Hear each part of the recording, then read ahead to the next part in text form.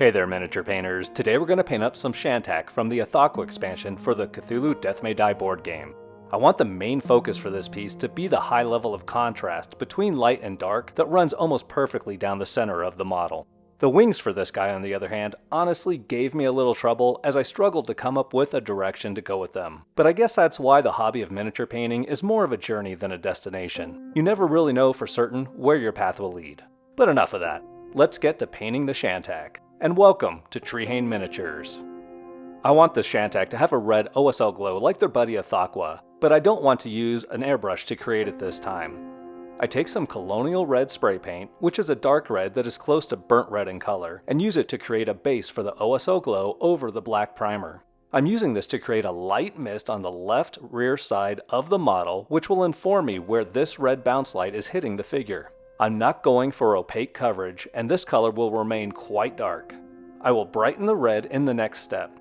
If you haven't already painted your Unkown miniature, you can use this same method to create the red OSL for that model, instead of the airbrush approach that I demonstrated in my Unkown video. I use bold pyrrole red to intensify the red glow along any ridges and features that are facing slightly downward within this colonial red base layer. Pyrrole red is the primary color for the OSL, as it matches the color that we painted for Unkown. I like to keep the same backlight effect for the minions that I applied to the Great Old One that they're paired with.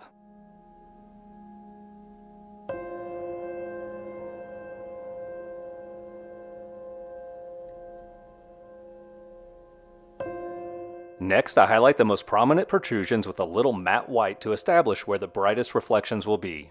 These accentuate the miniature from the neck down only, as this is what would be closest to the light source.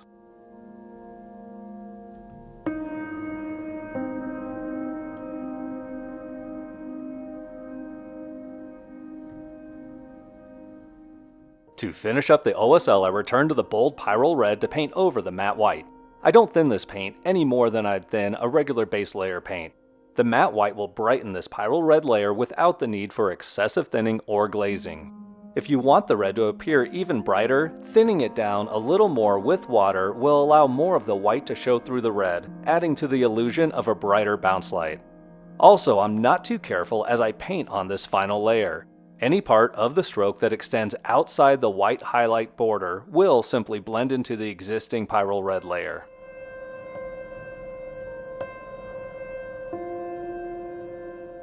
Using dark plum with a dry brush, I set out to base coat the remainder of the miniature with this nifty shadow color. Maybe these brushes should be called base layer brushes, since I seem to use them more often for that purpose. It's so much easier to get everything covered quickly with one of these. So far, I've included dark plum as the shadow layer for at least one part of every miniature that I've painted from seasons 3 and 4. This will continue on future characters for the game, and I've already purchased my backup bottle of dark plum for when this one runs out. Which it will.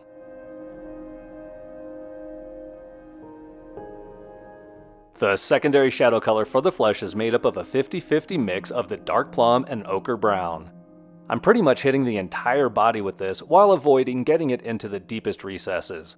While ochre brown can be a range of colors from deep yellow to orange brown, this Vallejo ochre brown paint appears much more yellow than brown. I chose this color because I believe that it will create more of a deep brown color when mixed with the dark plum. This will make for a nice transition layer as I work toward pure ochre brown for the skin. I paint this on in 2 thin layers, covering a little less area with the second layer.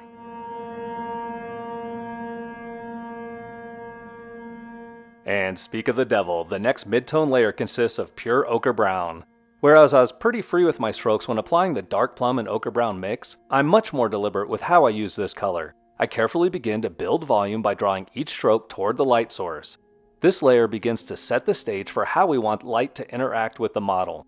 I'm building this volume over the entire miniature, but I'm focusing on the parts of each area that are exposed enough to be affected by the light source. I'm using this to build up to the final highlights by picking out the folds in the flesh, and I'm paying particular attention to the prominent facial features.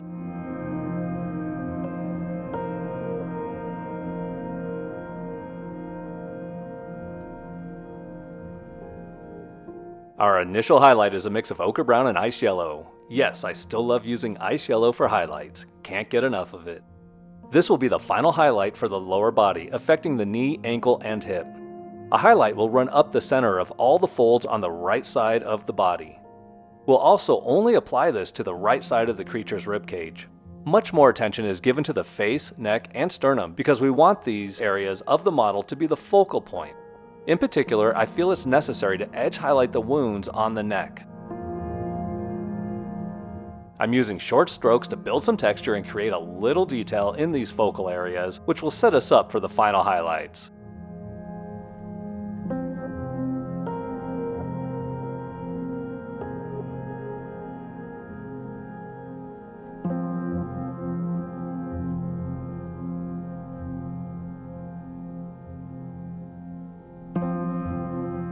The final highlight is my favorite, Ice Yellow by Vallejo. I'm simply touching up the existing highlights on the face, neck, and sternum. These highlights are small dots that further add to the appearance of volume in the model's details. They work to draw more attention to the upper torso and face and increase the contrast between the well-lit side of the model and the darker OSL side. With this finishing touch complete, we can move on to the wings. We will build on the dark plum foundation that is already present on the wings with a mix of dark purple pro acryl and army green by the Army Painter. I'm covering the entire wing with this, but it's not a thorough layer. I'm allowing the paintbrush to skip over many of the recesses where it naturally wants to do so. This is a very gray looking layer that will require some more refining later on.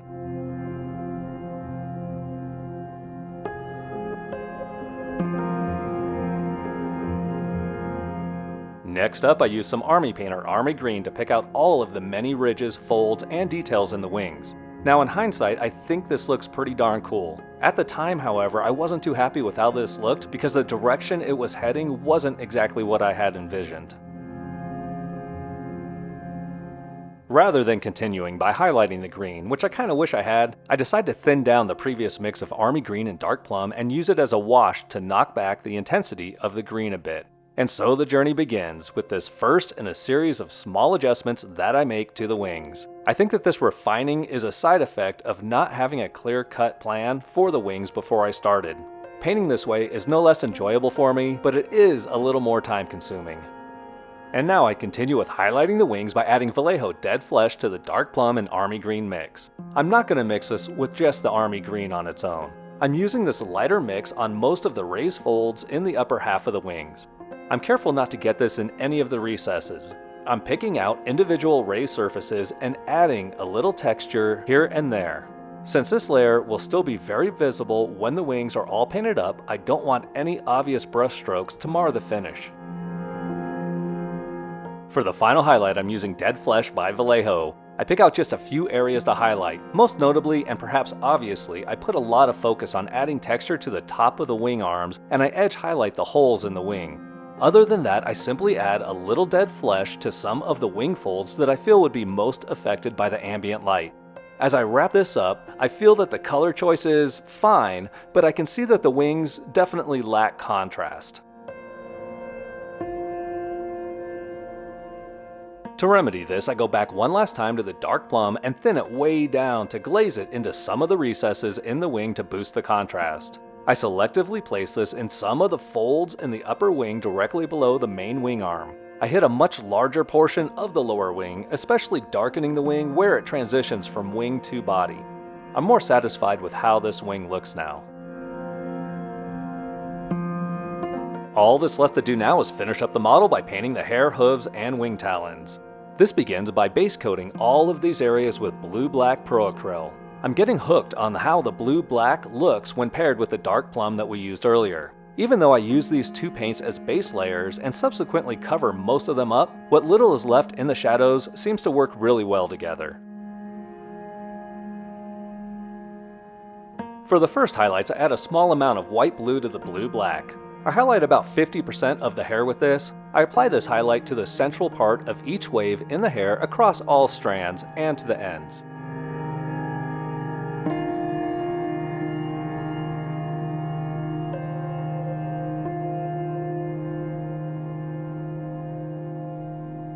For the hooves and talons, I only highlight along a thin line that runs the length of the feature.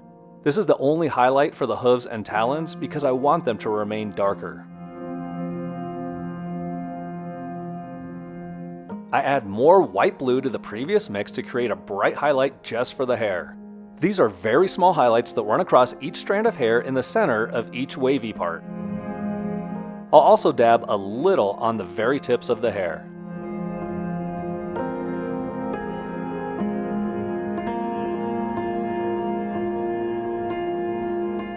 As I spin the Mini to get a look at how everything is coming together, I feel that something about the OSL is a little off. I feel that some part of the inside of the right wing should be affected by the red glow. This will be much more subtle and darker than the rest of the red OSL because this area is further from the light source. I take some burnt red Pro Acryl and lightly apply it to the upper portion of the wing. I have this thinned to a glaze consistency, meaning that it will tint the existing wing color while still allowing that color to show through and affect the burnt red layer. And now as I look at it from the left side, the red glow looks much more natural. Following this, the Shantak's dark eyes will get a little dot of matte white. The base of the eye is probably still mostly black primer, perhaps with a little dark plum in it. They looked dark enough to me, so I just left them as they were and proceeded to dot in the white. For the final touch, I decide to paint in some glistening blood around the right eyeball and into the open mouth. Glistening blood by the Army Painter is an effect paint that is very translucent, so there is no need to thin this. Well, that wraps up yet another miniature for the Cthulhu Death May Die board game. Thank you so much for watching this tutorial on how to paint Shantak. Please hit the like button and subscribe to the channel to join our growing community of painters.